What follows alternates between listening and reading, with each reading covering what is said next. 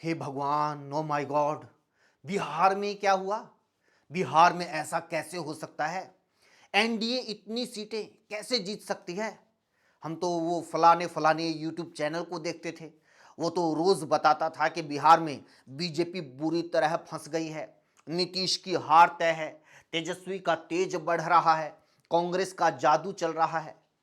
अगर आप लोगों को भी ऐसा ही लगता था तो ये वीडियो आपके लिए है।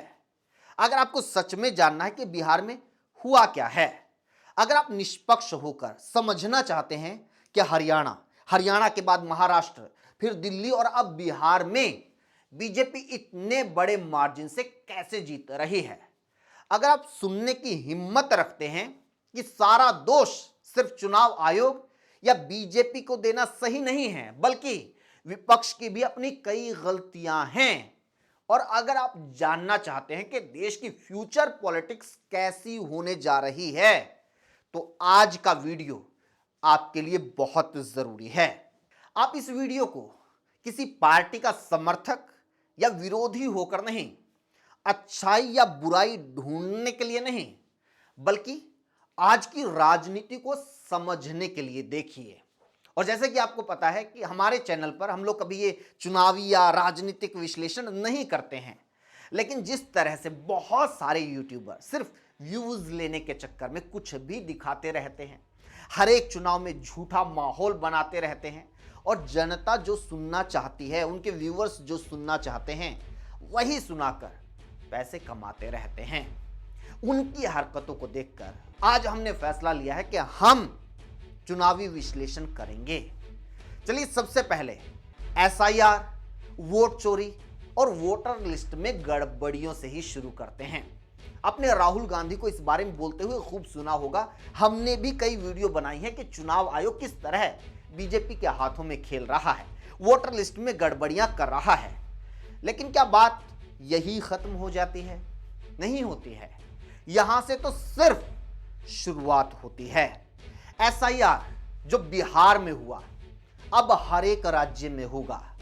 ये चुनाव का नया नियम है, और मानकर चलिए कि फ्यूचर में 90% इलेक्शन तो एसआईआर के जरिए पहले ही हो जाएगा। वोटिंग और काउंटिंग सिर्फ एक फॉर्मेलिटी रहेगी।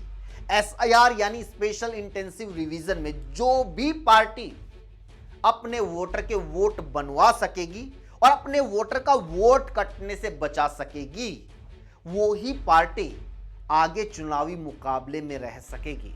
अब सवाल यह है कि एसआईआर में चुनाव आयोग पूरी तरह अपनी मनमानी कर सकता है क्या, या उस पर नकेल कसी जा सकती है? तो जवाब है बिल्कुल कसी जा सकती है।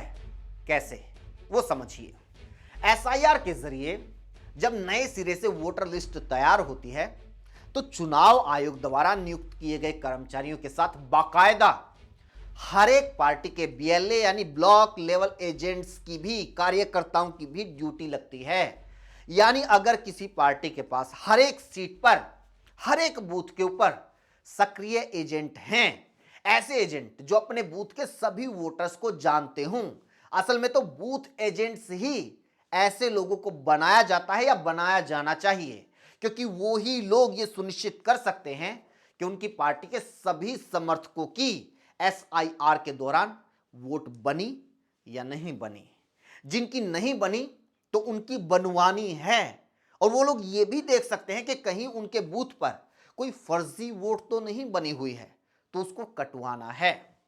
बिहार में कांग्रेस और आरजेडी चुनाव यही हार गई थी, क्योंकि ये पार्टियां एसआईआर के लिए तैयार थी ही नहीं, इनके पास वो सक्रिय एजेंट थे ही नहीं या बनाए नहीं गए। लेकिन बीजेपी और जेडीयू के पास काफी हद तक थे, ऊपर से सरकारी तंत्र भी था। इसलिए उन्होंने अपने हर एक समर्थक की वोट बनवाई, और ये भी आरोप लग रहे हैं कि विरोधियों के वोट कटवाए भी। ऐसे में विपक्षी दल चुनाव आयोग को दोष देकर आराम से घर बैठ सकते हैं, लेकिन अगर फ्यूचर में राजनीति करनी है, बीजेपी को चुनौती देने की कोई प्लानिंग है, तो उसे एसआईआर के लिए तैयार होना ही होगा। हर एक बूथ पर सक्रिय एजेंट्स बनाने ही होंगे, उनका बाकायदा टेस्ट करना होगा कि क्या सच में हमारे वर्कर जो काम कर रहे हैं उनको अपने बूथ की पूरी जानकारी है भी या नहीं। यानी एसआईआर के चैलेंज से पार पाने के लिए सभी दलों को अपना अपना संगठन ऐसा बनाना होगा जो अपने वोटर्स और समर्थकों पर पकड़ रखता हो। और यह काम चुनाव से सिर्फ 6 महीने पहले एक्टिव होने से संभव नहीं है, ना ही यह काम रैलियां या यात्राएं करने से होगा, क्योंकि रैली और यात्राओं में वो ही लोग शामिल होते हैं जो पहले से ही आपके समर्थक हैं, आपके वोटर हैं। लेकिन आपको चुनाव अगर जीतना है तो उन लोगों से जुड़ना होगा, उन लोगों को जोड़ना होगा जो आपके वोटर, आपके समर्थक नहीं हैं। इसके लिए जरूरी है man to man marking, micro management, paper work, drawing room politics, छोटी छोटी बैठकें, यूनिट वाइज प्रोग्राम करने होंगे। दूसरी बात, अब वो ही दल और उम्मीदवार बीजेपी से मुकाबला कर सकते हैं जो विधानसभा और लोकसभा चुनाव को पंचायत चुनाव की तरह लड़ने की हिम्मत रखते हैं। आपने पंचायत के चुनाव में देखा होगा कि कैसे गांव के एक एक वोटर को ढूंढ ढूंढ कर पोलिंग बूथ तक वोटिंग वाले दिन लाया जाता है। अगर गांव का कोई आदमी शहर में या किसी दूसरे स्टेट में भी गया है तो उसे फोन करके बुलाया जाता है। कई उम्मीदवार तो बाकायदा गाड़ी भेज देते हैं वोटर को लाने के लिए। यह काम इस बार बीजेपी ने भी किया। दूसरे राज्यों में काम करने वाले बिहारियों को बाकायदा ट्रेनों और बसों में भरकर लाया गया, वोट करवाई गई। हालांकि ये चुनाव आचार संहिता का उल्लंघन था, लेकिन आप मानकर चलिए कि यह उल्लंघन ही अब चुनाव का नया नियम है। और ऐसा नहीं है कि यह काम सिर्फ चुनाव आयोग से सेटिंग करके हवा में हो जाता है। इसके लिए बहुत ज्यादा मेहनत और राजनीतिक इच्छा शक्ति की जरूरत होती है। मैं एक उदाहरण देता हूं कि यह काम कितनी मेहनत का है। आप मान लीजिए कि बिहार के किसी रामनगर के बूथ नंबर 1 का कोई वोटर हरियाणा के कुरुक्षेत्र में रहता है, तो बीजेपी का जो बूथ एजेंट है वो अपने जिला स्तर के नेता को बताएगा, जिले का नेता राज्य स्तर पर यह मैसेज पहुंचाएगा, फिर वो राज्य स्तर वाला नेता राष्ट्रीय स्तर पर मैसेज पहुंचाएगा कि कुरुक्षेत्र से इस वोटर को लेकर आना है। तो केंद्रीय कार्यालय से हरियाणा और फिर हरियाणा के कुरुक्षेत्र में और कुरुक्षेत्र में किसी नेता की यह ड्यूटी लगाई जाएगी कि इस वोटर से संपर्क करो, उसे फलाने दिन घर भेजने की व्यवस्था करो, और फिर कुरुक्षेत्र का वो नेता उस काम को करेगा। यानी यह काम सिर्फ चुनाव आयोग से सेटिंग करके संभव नहीं है। इसके लिए पार्टी के बूथ एजेंट से लेकर स्टेट लेवल और दूसरे स्टेट तक के नेताओं की सक्रियता, उनकी मेहनत, उनका कोऑर्डिनेशन, उनकी मॉनिटरिंग और डेडिकेशन सब चाहिए होता है।